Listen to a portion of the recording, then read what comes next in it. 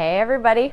So today we are going to talk about property lines, boundary lines, property markers, that kind of a thing.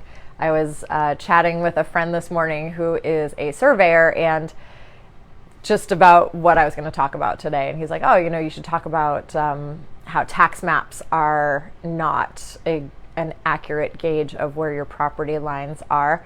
And then he even volunteered to do videos with me, which is great because he's extremely good looking. So I'm sure my views will go up when I do videos with him. But today I want to talk about boundary lines. I said, oh, this is actually a really good thing because I have personally had a boundary line dispute and I can kind of share my experience, how it went. So most of you know I live in a condo development, and I'm kind of a dork in the fact that I just love to look at deeds and plans and surveys and that kind of a thing. It's very interesting and I always learn something new. And I happened to pull the plan for my development. Now, if you live in a condo or a subdivision, your plans are recorded at the Registry of Deeds, and most of those are available online. I mean, I know I pull plans from the early 70s right off the internet from the Registry of Deeds. So anyway, I pulled the plan for our subdivision or our condos because we have a really nice backyard area, and they were kind of small, and we've always been told by the neighbor that the boundary line was this row of trees, and it kind of made sense. You see a row of trees, you think that's the line. Well, Nichole Fecteau pulled the plan and saw that from the back corner of my unit to the boundary line was, I don't know why the number 40 feet is in my head, but I think it's more than that. I think it was 80 feet, but whatever it was.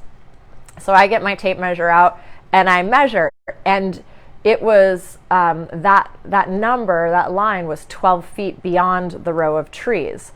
So I was like, wow, we've got way more property than we thought. And that actually coincided with a row of arborvitae that was back there as well. So we extended our backyards because, we're looking at this plan and measured and whatnot. And then the neighbor got all pissed off at us because he's been he thought the line was here. We thought the line was here. Well, what we wound up doing was hiring surveyors to come out and just survey that one boundary line. It was like $1,000. Guess who was right? Actually, the line was beyond that. So, moral of the story is that you just can't trust that line of trees, and you can't trust what your neighbor says, and you can't trust what your grandfather said. There are ways to try to figure out where your property line is. A lot of properties have markers on them, and it could be a steel pipe, it could be a piece of rebar with a cap on it, it could be a granite monument in the corners. And if you do get a hold of the survey or the plan, those things will be noted on that survey or plan, and that'll help you to identify the corners. Of note is that those things can be moved. I've heard of people moving boundary markers before, as ridiculous as that sounds. And then they can also get buried under, years of earth, especially in New England where we have a lot of old properties. I mean, you're talking about markers from the 1600s or 1700s. You're talking about markers that might be under quite a bit of soil. So when you're looking for those, you have to keep those things in mind. Usually surveyors will use metal detectors, sometimes shovels, as I've learned through my conversations lately.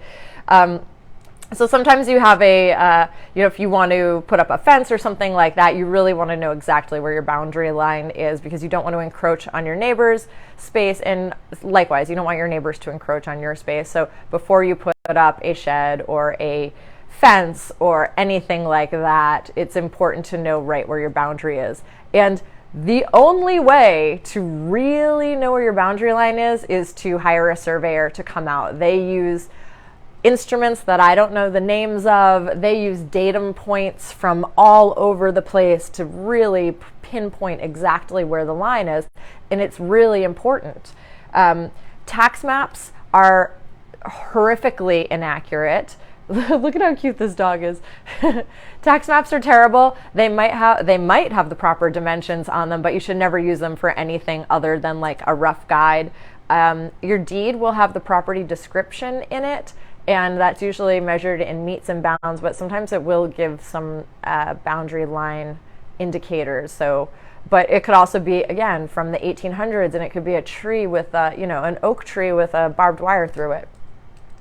The recorded plan, if you're in a subdivision or you have a condo, the recorded plan will also have those things on it. But the moral of the story is, if you really want to know where your boundary lines are, get a survey. And fun fact, we don't require this up here, but if you buy property in Florida, it's required that it's surveyed. So part of their closing process is having a survey done, and it's a lot cheaper down there, and they do it really quickly. It's wild. Although the last one I had done, they were wrong, and I figured out that they were wrong, and then they had to come back in and adjust it. So not everybody's perfect, but in the end, always hire a surveyor to do that and really find out where your boundary line is. Or if you've got a question about a boundary line, hire a surveyor. If you need one, give me a call. I got a great one. Not too bad on the eyes either.